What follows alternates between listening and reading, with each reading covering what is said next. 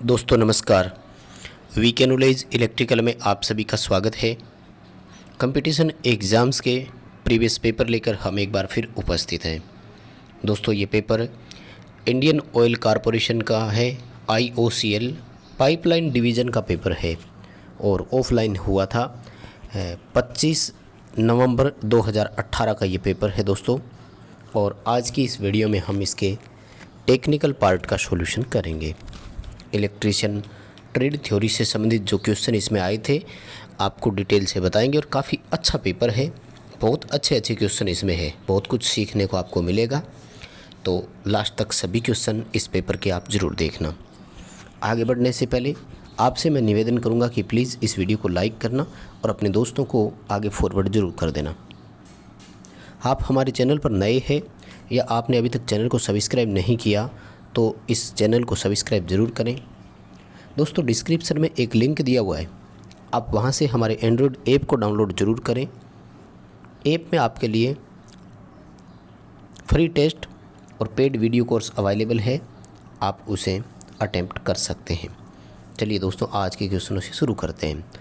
सवाल नंबर 1, वैसे तो 67 नंबर है ये और ऑफलाइन पेपर था, लाने साथ में देते नहीं थे तो बड़ी मुश्किल से स्टूडेंट इसको लेकर आए थे, तो अब अपने तक ये पहुंचा है। सॉल्यूशन करवा देते हैं। सवाल नंबर 1 अपनी स्क्रीन पर है कि फ्लेमिंग का लेफ़्ट हैंड रूल कहाँ काम में आता है। बहुत सिंपल सा है। फ्लेमिंग का लेफ़्ट हैंड रूल जो है मोटर में आता है और राइट हैंड रूल जो होता है वो जनरेटर में काम आता है। बी उत्तर सही हो जाएगा, DC मोटर आ जाएगा। नेक्स्ट हमारा सवाल है कि एक चालक का विशिष्ट प्रतिरोध किस बात पर निर्भर करता है। अब देखो ये अच्छा क्वेश्चन है और इसको हमें ध्यान से समझने की ज़रूरत है, क्योंकि यहाँ क्या किया है उसने। देखो अगर हम फॉर्मूले के हिसाब से देखें तो जो विशिष्ट प्रतिरोध होता है रो से जिसको संकेत करते हैं R/L/A इसका फॉर्मूला होता है। यदि हम फॉर्मूले के हिसाब से देखें तब तो रेजिस्टेंस, लेंथ और क्रॉस सेक्शन एरिया तीनों पे डिपेंडेड होता है। लेकिन वैसे स्पेसिफिक रेजिस्टेंस का मतलब होता है कि अन्य सभी कारकों को नियत रखें तो दो भिन्न भिन्न धातुओं में या पदार्थों में जो उसके प्रतिरोध में गुण पाए जाते हैं वो उसके स्पेसिफिक प्रतिरोध कहलाता है या उसका नेचर कहलाता है। जैसे अगर लंबाई चौड़ाई यानी क्रॉस सेक्शन एरिया सब समान हो तो कॉपर और सिल्वर के वायर का रेजिस्टेंस अलग अलग होगा, तो ये उसके मटेरियल पर ही डिपेंडेड होता है हमेशा। बी ऑप्शन करेंगे, कंपोजिशन ऑफ कंडक्टर मटेरियल यानी पदार्थ कैसा है। हालांकि डायमेंशन यानी उसके जो लंबाई चौड़ाई हो गई उस बात पर भी निर्भर करेगा और चालक का प्रतिरोध फिर यानी रेजिस्टेंस, तो ये तो उससे अपन से पूछ ही रहा है, रेजिस्टेंस का भी तो आएगा। यानी ए और बी ऑप्शन इसने दिया तो उस हिसाब से तो नहीं हो सकता, या तो A, B, C तीनों ऑप्शन होते तो सही करते तीनों को, लेकिन ए और बी नहीं कर सकते क्योंकि रेजिस्टेंस पर भी डिपेंड है। फॉर्मूले से हमने देखा डायमेंशन का मतलब हो गया लंबाई और क्रॉस सेक्शन, लेकिन लंबाई क्रॉस सेक्शन के अलावा वो रेजिस्टेंस पर भी तो निर्भर कर रहा है, स्पेसिफिक रेजिस्टेंस पूछ रहा था। बी ऑप्शन इसका सही रहेगा। आगे दोस्तों एक हमें छोटा सा चित्र दिखाया गया है और पूछा है कि इस उपकरण का नाम क्या है। दोस्तों इसको केवल वही बता सकता है, वही स्टूडेंट बता सकता है जिसने थोड़ा सा भी प्रैक्टिकल किया हो।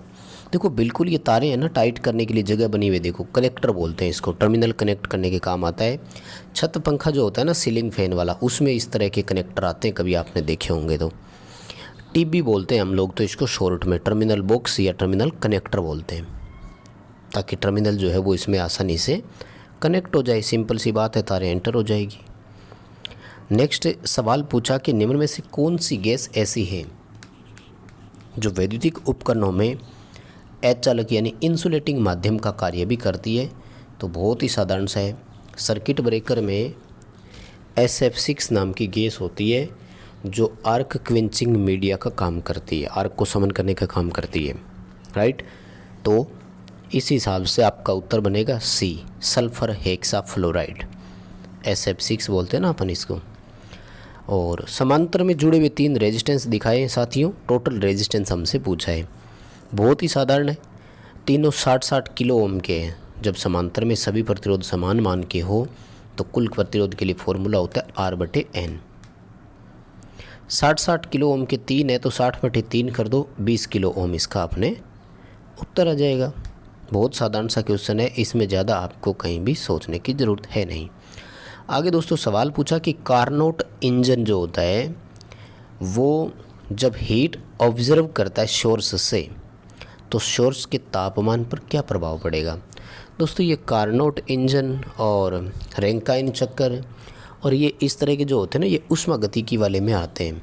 ठीक है, इंजन कई तरह के होते हैं और भी इसमें है, अगर आप इसकी थ्योरी में आगे जाएंगे डीपली तो आपको मिल जाएगा। सीधी सी बात है, जब वो सोर्स से हीट को ऑब्जर्व कर लेगा इंजन तो फिर सोर्स का टेम्परेचर डाउन आना स्वाभाविक बात है, डिक्रीज होगा, घटेगा ना, क्योंकि सोर्स के पास एनर्जी हीट बची नहीं है, वो हीट सारी यहाँ आ गई। ऊष्मा क्या है, ताप का मान में अंतर को ही तो ऊष्मा बोलते हैं अपन। अगला हमारा सवाल है, निम्न में से कौन सा विद्युत संयंत्र सबसे अधिक भरोसेमंद है। मोस्ट रिलायबल की अगर बात की जाए ना तो वो हाइड्रो इलेक्ट्रिक ही है भाई। ठीक है ना, क्यों है देखिए, क्योंकि स्टीम वाला जो है ना इसमें यूनिटरी ट्रिप बहुत होती है और टाइडल वाला तो देखो वैसे भी जब जब ज्वार आएगा तब तब अपन को लाइट देगा, एंड डीजल वाला तो बहुत स्मॉल एंड छोटा है। तो हाइड्रो इलेक्ट्रिक मोस्ट रिलायबल बोलेंगे अपन, सबसे ज़्यादा विश्वसनीय हाइड्रो है।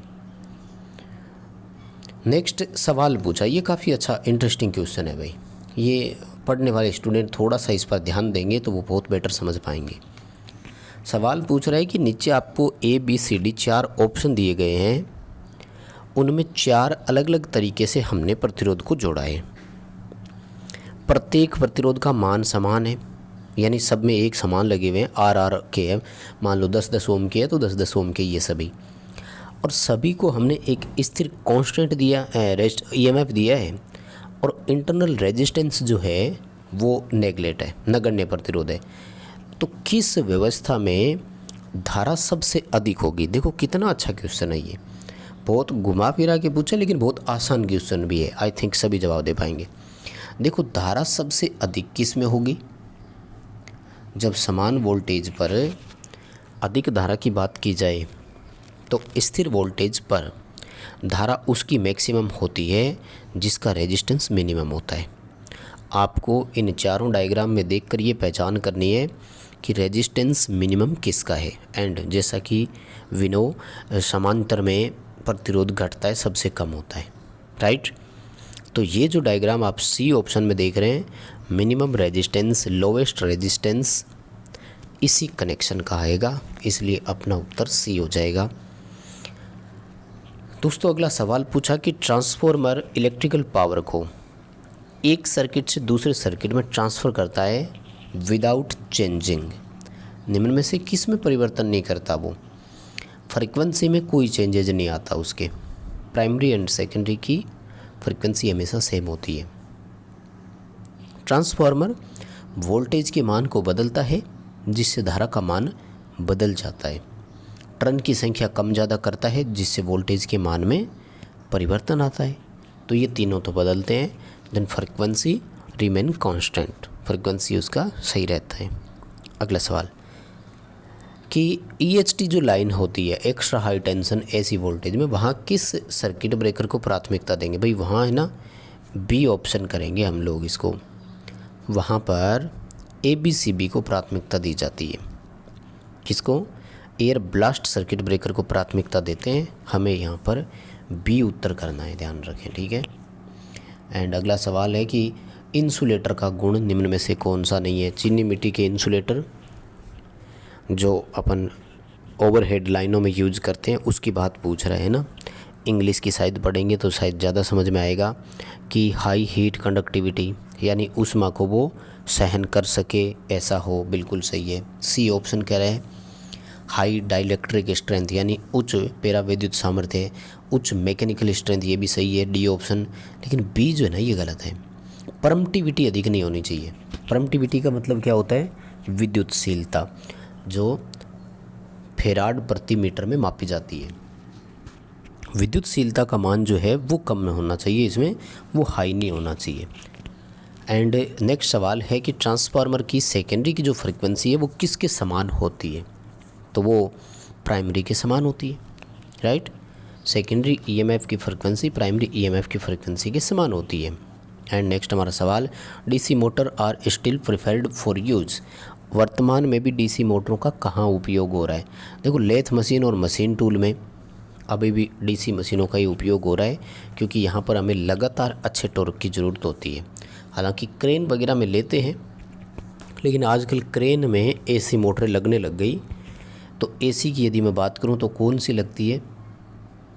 3 फेज स्लिपरिंग इंडक्शन मोटर जो है वो क्रेन में सबसे ज़्यादा लगती है आजकल, जब डीसी सीरीज मोटर नहीं है तब। अगला सवाल है, ये चोक कॉइल है। चोक कॉइल जो होती है उसमें क्या होता है? तो चोक कॉइल हाई इंडक्टिव और लो रेजिस्टेंस वाली होती है।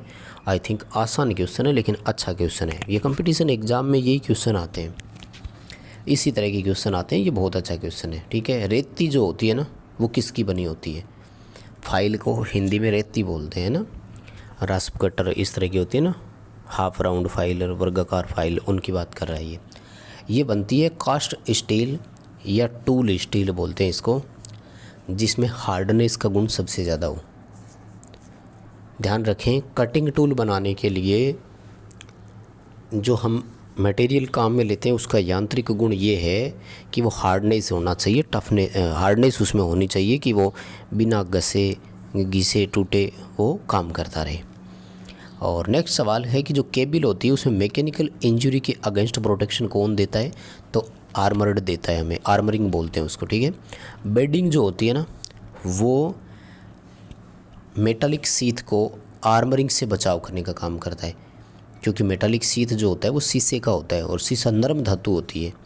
तो शीशे के इस मेटालिक सीथ के ठीक ऊपर आर्मर्ड नहीं हो सकती, क्योंकि आर्मर्ड सीथ में बैठ जाएगी।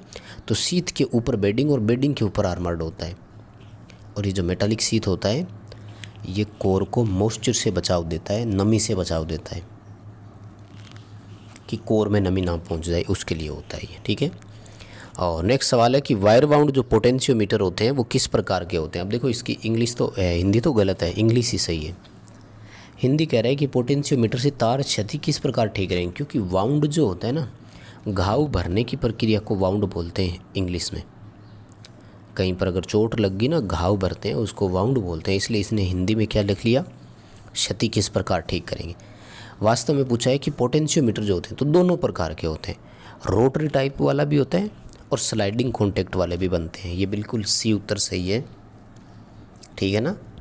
पोटेंशियोमीटर जो होते हैं वायर बाउंड वाले, वो स्लाइड यानी घूमने वाले भी होते हैं, रोटरी वाले भी होते हैं, दोनों होते हैं। और नेक्स्ट सवाल है कि एक कंडक्टर जो है उसका रेजिस्टेंस कैसा होना चाहिए? लो स्पेसिफिक रेजिस्टेंस, विशिष्ट प्रतिरोध निम्न हो, मीडियम नहीं चलेगा, हाई नहीं चलेगा और कुछ भी नहीं चलेगा, राइट। वे ऑप्शन के हिसाब से हम देखें तो क्या बनेगा? फिर ए ऑप्शन आ जाएगा। और highest transmission voltage in India, तो इसका ए उत्तर आएगा भाई। 750 है, 400 नहीं है ना, 400 है आइडियल ट्रांसमिशन। अगर ये सवाल आए ना अब, तो ध्यान रखना कि आइडियल ट्रांसमिशन वोल्टेज इंडिया में कौन सी है, तो वो तो 400 केवी है। एंड इसने हाईएस्ट पूछी है ना, तो हाईएस्ट 750 के है, अपने राजस्थान में ही है 2 तो। एंड नेक्स्ट पूछा कि अर्थ वायर जो है, अर्थ कंटिन्यूटी कंडक्टर, उसके लिए मोस्ट सूटेबल जॉइंट कौन सा है? तो ब्रिटानिया जॉइंट मोस्ट सूटेबल है, नो डाउट, इसमें कोई दिक्कत नहीं है, ठीक है। ब्रिटानिया जॉइंट इसमें लगाएंगे। जॉइंट का टॉपिक आपको करवाने वाला है यूट्यूब पर, अभी तक मैंने करवाया नहीं है। और पैरामैग्नेटिक मटेरियल जो होती है उनकी ससेप्टिबिलिटी पूछा है, तो इकाई से पैरामैग्नेटिक जो होते हैं ना, पैरामैग्नेटिक की इकाई से कुछ अधिक होती है, ठीक है। हाँ, 1 की तुलना में अधिक होती है और पॉजिटिव होती है। तो यहाँ अपन इसका ऑप्शन करेंगे सी, 1 की तुलना में अधिक करेंगे।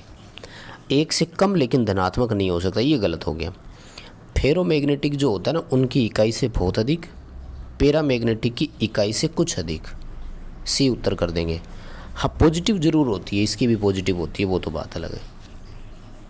बूस्टर सामान्यतः क्या होते हैं? ये भी देखो काफ़ी अच्छा क्वेश्चन है। एक चीज़ ध्यान रखना, जब इस क्वेश्चन में ऑल अबोव का ऑप्शन हो ना आपके सामने, तब तो ऑल अबोव करना, और जैसा अब चारों ऑप्शन आ रहे हैं इस तरह का ऑप्शन आ जाए ना, तो आपको फिर ट्रांसफार्मर करना है, क्योंकि बूस्टर वो होते हैं जो वोल्टेज ड्रॉप को पूरा करवा सके। एंड ट्रांसफार्मर वोल्टेज ड्रॉप की क्षतिपूर्ति कर सकता है, क्योंकि हम स्टेप अप वोल्टेज को कर लेंगे तो थोड़ी बहुत वोल्टेज ड्रॉप हुई थी तो वो अप हो जाएगी। लेकिन ध्यान रखें, अगर ऑल अबोव का ऑप्शन आता है तो कैपेसिटर, सिंक्रोनस मोटर और ट्रांसफार्मर तीनों करने होते हैं आपको। नेक्स्ट सवाल है, चालक पर इंसुलेशन की जो मोटाई है वो किस बात पर निर्भर करेगी? तो ये इसमें डी उत्तर नहीं होगा, गलत है, इसमें आएगा सी। इंसुलेशन की मोटाई ऑपरेटिंग वोल्टेज पर डिपेंडेड होती है। जो करंट कैरिंग कैपेसिटी है ना डी, इससे कंडक्टर साइज डिसाइड होता है। चालक का जो आकार होता है ना वो इससे सेलेक्ट निर्धारित किया जाता है। अभी इसका सी उत्तर आएगा, वोल्टेज आएगा। और अगला सवाल है कि इंडक्शन मोटर को किस विधि से स्टार्ट करें कि इसमें मिनिमम करंट हो? देखो, minimum current star delta starter से होगा, क्योंकि जब अपन स्टार में चलाते हैं तो मोटर को 58% वोल्टेज ही मिलती है, जबकि सीधे स्विच ऑन कर दो या डीओल स्टार्टर से चला दो 100% वोल्टेज मिलेगी। ऑटो ट्रांसफार्मर स्टार्टर से चला दिया लेकिन टेपिंग कर दी 65% पर, तो वोल्टेज सबसे ज़्यादा किस में सबसे कम किस में मिला? स्टार डेल्टा विधि में। इसलिए मिनिमम करंट किस में हुआ? स्टार डेल्टा में। दोबारा सुनना, स्टार डेल्टा स्टार्टर में मोटर को प्रारंभ में स्टार में चलाते हैं, फिर डेल्टा में चलती है। ऐसा काम करने के लिए इसमें एक टाइमर लगा रहता है जो निर्धारित समय के बाद ऑटोमेटिक उसे स्टार से डेल्टा में कन्वर्ट कर देता है। स्टार में 58% वोल्टेज मिलती है मोटर को, जबकि डायरेक्ट स्विच ऑन करेंगे या डीओल स्टार्टर से चलाएंगे तो 100% वोल्टेज मिलेगी। ऑटो ट्रांसफार्मर की इसने टेपिंग 65% लिख करके दे दी, सो दैट आंसर डी रहेगा, स्टार डेल्टा से चालू करके। अगला सवाल, जो हमारा अर्थ कंडक्टर होता है वो किसको पाथ प्रदान करता है? लीकेज करंट को प्रदान करता है। बहुत साधारण सा है ना, इक्विपमेंट की बॉडी के साथ ये कनेक्ट होता है एंड जैसे ही बॉडी में करंट लीकेज होती है तो तुरंत उसको वो ग्राउंड में फ्लो करवा देता है। अगला सवाल, निम्न में से कौन सा अच्छा चालक है? देखो, ऑप्शन जब आप देखेंगे तो चाइना क्ली और पोर्सलिन एक ही बात होती है, ये दोनों इंसुलेटर है, ग्लास भी इंसुलेटर है। लेकिन ग्रेफाइट जो है, अब यहाँ पर वैसे सबसे अच्छा नहीं पूछ रहा है, ये ध्यान से समझना, इन चारों में कंपैरिजन पूछा है इसने, एंड इन चारों के कंपैरिजन के हिसाब से जो है अपना वो सी उत्तर सही रहेगा। अगला सवाल है, सोलर पैनल को कनेक्ट करने के लिए जो सोलर सेल होते हैं उसमें चांदी का इस्तेमाल करते हैं, सिल्वर का इस्तेमाल करते हैं। ऐसा क्यों करते हैं? क्योंकि सिल्वर के कई सारे गुण होते हैं। जैसे सबसे पहला, डक्टाइल मटेरियल है, यानी तन्य धातु है तो जल्दी से टूटेगी नहीं। टेंसाइल का मतलब होता है खिंचाव को सहन कर जाता हो। और गुड कंडक्टिंग मटेरियल, अच्छी चालक धातु है, ये भी ठीक है। एंड ये जो हीट है उसको खुद ऑब्जर्व नहीं करती, तो खुद जब उसमें को अवशोषित नहीं करेगी तो सारी हीट है वो सोलर सेल को मिलती रहेगी। सो अपना आंसर डी आ जाएगा, उपरोक्त सभी। अगला सवाल, सॉलिड स्टेट डिवाइस निम्न में से कौन सी है? अब सोचने वाली बात है यहाँ पर दोस्तों, ध्यान रखें, सभी सेमीकंडक्टर सॉलिड स्टेट डिवाइस होते हैं। ध्यान से समझना मेरी बात, सभी सेमीकंडक्टर सॉलिड स्टेट डिवाइस होते हैं, लेकिन सभी सॉलिड स्टेट डिवाइस सेमीकंडक्टर नहीं होते, ठीक है। सो ऐसे तो अगर आप देखो इसमें तो ए उत्तर ही है सेमीकंडक्टर का, तो जेनर डायोड, क्योंकि ट्रायोड, पेंटोड और थायरेट्रॉन ये सारे वाल्वों के प्रकार होते हैं। वाल्व काम में लेते थे अपन इनकी जगह, और पेंटोड की जैसे अपने काम करते हैं ना तो वो होता है एफईटी, राइट। तो सॉलिड स्टेट डिवाइस में जेनर डायोड आएगा। अगर यहाँ पर अपना एससीआर, ट्रायक, डायक, एफईटी ये सब दिए हुए होते हैं ना तो वो उत्तर कर देते हैं अपने। अब ये उत्तर आएगा, इसका जेनर डायोड आएगा, ठीक है। अगला सवाल, जो इंसुलेटिंग जॉइंट होता है उस पर किस प्रकार की इंसुलेशन टेप काम में लेते हैं? वार्निश कैम्ब्रिज टेप होती है, वार्निश लगी हुई होती है और कैम्ब्रिज प्रकार की टेप होती है। एंड ह्यूमन बॉडी का एवरेज रेजिस्टेंस है तो लगभग 1 किलो ओम के आसपास है, 1 किलो ओम कर देंगे। एंड अगला सवाल, लीकेज करंट स्मॉलर मैग्नीट्यूड, यानी लीकेज करंट है हल्का सा हो रहा है, थोड़ा सा हो रहा है किसी अधिष्ठापना में, क्या होगा इससे?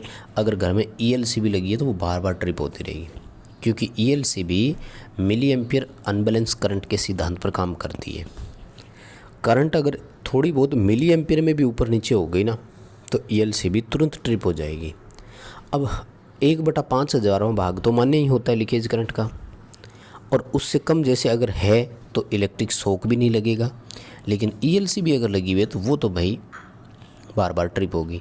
आग तब लगती है जब बहुत ज़्यादा लीकेज हो, ठीक है, एंड बिलिंग ज़्यादा ये भी नहीं कर सकते क्योंकि लीकेज लिखा है इसने, स्मॉलर मैग्नीट्यूड लिखा है, यानी परिमाण में बहुत कम मात्रा में है वो, सो दैट ELCB उससे प्रभावित होगी। तो बस दोस्तों, इस पेपर में इतने ही क्वेश्चन थे। इस वीडियो को लाइक ज़रूर करना, मैं उम्मीद करता हूँ। आपको पेपर कैसा लगा कमेंट करके मुझे ज़रूर बताना। चैनल पर नए हो तो सब्सक्राइब करना और ऐप डाउनलोड ज़रूर करना।